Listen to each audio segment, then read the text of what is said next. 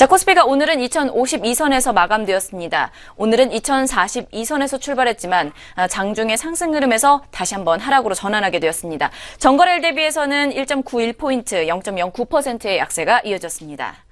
코스닥 시장 가보도록 하겠습니다. 오늘 오전장에서는 상승세가 이어졌지만 오후장 들어서 하락폭을 키웠습니다. 자, 오늘 686선에서 상승 출발했었습니다. 종가는 685.44포인트 가리켰습니다. 전거래일 대비해서는 0.44포인트, 0.06% 약보합권에서 하락세가 이어졌습니다. 수급 살펴보도록 할게요. 먼저 거래소부터 가보도록 하겠습니다. 자, 오늘 기관의 물량이 컸습니다. 오늘 매도세가 들어왔는데 금융투자 중심으로 매도가 이어졌고요. 기관은 1,102억 원 매도한 가운데 외국인은 소폭의 매도세를 보였습니다. 14억 원 매도했습니다. 개인은 1,000억 원 매수했지만 지수를 끌어올리기에는 조금은 부족했습니다. 자, 코스닥 시장 가보도록 하겠습니다. 거래소와 비슷한 양상이 나타났습니다. 외국인과 기관의 매도가 들어왔죠. 외국인은 78억 원, 기관은 125억 원 매도한 가운데 개인은 281억 원을 매수를 했습니다. 자, 오늘 시장의 전반적인 흐름 함께 점검해 보도록 하겠습니다. 수급부터 살펴보도록 할까요?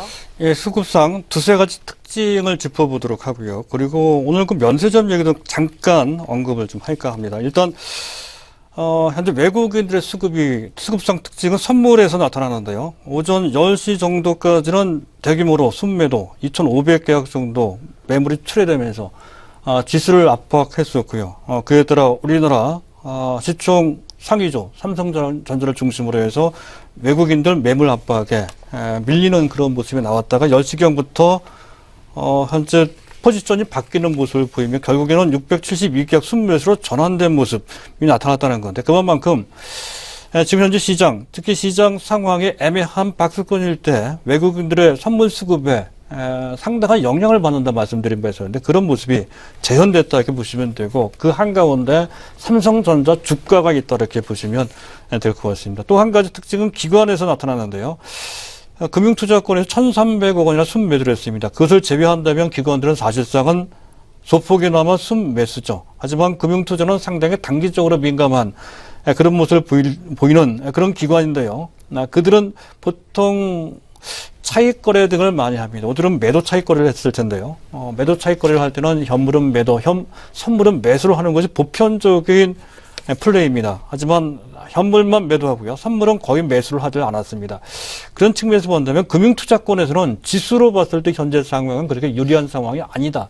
물론 단기적인 상황입니다. 그렇게 이제 보고 시장에 대응하고 있다는 것을 알 수가 있다는 거죠. 외국인들의 스탠스와 금융투자권의 스탠스가 시차 측면에서, 투자 기간 측면에서 약간 차이가 있습니다. 그 점을 감안해서 현재 상황을 보시는데, 현재 외국인들의 현물적 태도를 보게 되면 현재 그날 하루하루의 움직임이 번갈아 가면서 현재 엇갈리고 있습니다. 그만큼 시장 판단이 어렵다는 것을 뜻한다 하겠습니다. 그와 관련돼서 우리 일반 개인 투자자들도 어느 한쪽으로 현재 단정하기보다는 양쪽을 보면서 시장을 대응해야 될 것이라는 좀 판단을 할 수가 있겠습니다.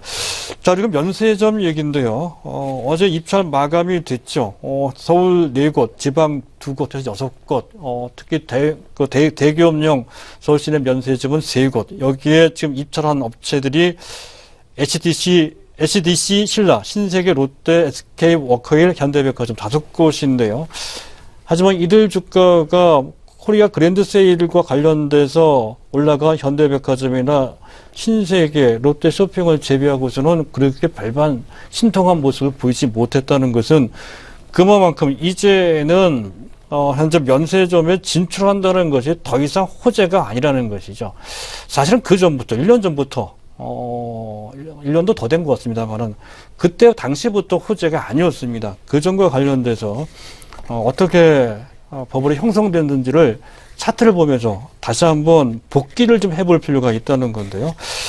지금 현재 그러한 더 이상의 황금을 낳지 못하는 수익성을 크게 기대할 수 없는 사업이라는 것에 대한 윤곽을 잡기 위해서 몇 가지 제가 말씀을 드릴까 합니다. 일단 글로벌 관점에서 특히 동북아시아 관점에서 본다면 각 국가 간 경쟁이 엄청나게 심화되고 있다는 것이죠. 가까운 예로 중국이 그렇습니다. 중국도 결국에는 시내 면세점을 만들기 시작을 했죠. 가장 대표적인 데가 하이난섬, 중국의 최대 섬입니다. 하이난섬 산자 백화점, 세계 최대의 시내 면세점을 구축을 이미 영업을 하고 있는 그런 상태. 즉 현재 유코들이 바깥으로 빠져나가 소비하기보다는 자기네 나라 내에서 소비를 하자는 쪽으로 트렌드가 바뀌는 그 일환으로 산자 면세점이 만들어져서 지금 현재 활발하게 운영되고 있는 상태라는 것도 그렇고, 또 중국만 그런 것이 아니죠. 대만도 중국과 대만 사이에 진먼섬이라고 있습니다. 진먼섬에 대형 면세점을 만들고 있고요. 또 일본도 마찬가지입니다. 동경시내 대형 면세점을 현재 만들 계획이고요. 그 외 싱가포르, 태국, 또 현재 베트남, 또 필리핀까지 다들 현재 진출하고자 하는 그런 계획을 잡고 있는 그런 상태이기도 해서 더욱더 시간이 갈수록 면세점, 국제적으로 면세점 경쟁은 심화될 소지가 높다는 것이 그렇고, 가장 결정적인 것은 국내에서의 현재 그 경쟁도 상당히 심화되고 있다는 것이죠. 가장 중요한 것이 면세점 사업에 대해서 일반 국민들의 시각이 그렇게 우호적이지 않습니다. 면세점 사업이 혹여 대기업에 특혜를 주는 사업이지 않느냐라고 하는 의심을 받고 있다는, 그것 때문에 홍자가 법이 만들어진 거거든요. 10년에서 5년으로 입찰기간, 현재 특허 기간이 단축된 것이 거기서 유래가 된 것이고 하기 때문에 그와 관련된 현재 업계에서의 상당한 민원이 있습니다만 그것을 받아들이기가 상당히 어려운 측면, 좀 불확실성이 있다는 것이죠. 또한 국내 현재 서울 시내 3곳이 추가적으로 현재 중소형 면세점까지 합쳐서 4곳이 추가적으로 현재 오픈이 되게 되면 13곳이 생기게 되는 건데요. 13곳 정도라고 한다면 상당히 포화 상태나 진배가 없습니다. 이와 관련돼서 각종 브랜드 유치도 해야 되고요. 또 5년마다 또 입찰을 해야 되니까 완전 경쟁 입찰이거든요. 그에 따라 고용도 불안할 뿐만이 아니라, 그리고 그와 관련된 시설 투자 등도 해야 됩니다. 막대한 비용이 투자된다면 실제로 그와 관련된 수익을 내기가 결코 쉽지 않다는 것을 알 수가 있습니다. 그런 관점에서 눈높이를 낮춰서 보실 필요가 있겠습니다.